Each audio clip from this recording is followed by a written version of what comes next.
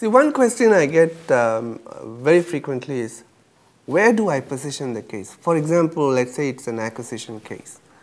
Should I write the case and position it when the company thinks about acquisition, or should I position the case when the company is almost sorted out potential targets, and then trying to decide between one or two partners, one or two targets?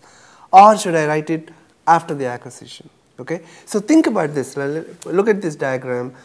In any decision issue, there is a phase where the issue is not even identified, or there is if you go further down on the timeline, there is a phase through which the data is being gathered, and then the company is analyzing, making some alternatives, and finally making a decision. Then they implement it, they evaluate it. Think about it as a simple circle, merry-go-round.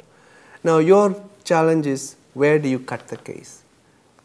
Now, for example, if you cut the case or position the case when the issue is not even identified, it creates lots of discussion possibilities, but then what information will you provide in your case? So it is very difficult for the class to take an open sea approach.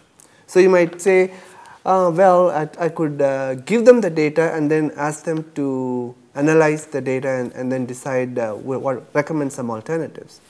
Nice point. Or you might say, it makes a lot more sense to give them all the data and the 3 alternatives that the company has come up with, and let the class decide what should be the final decision. Or you might even say, I will give them the decision and how it was implemented, and let the class do a retrospective analysis or a postmortem of what actually went on. Okay? All these are possibilities.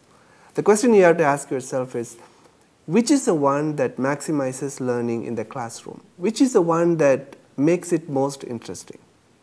So there is no right or wrong answer. Ask yourself, which point, if I position the case becomes interesting in the classroom, and when the students walk out after the 1-hour discussion of your case, they say, aha, I'm glad I learned this. Okay? That's the simple rule.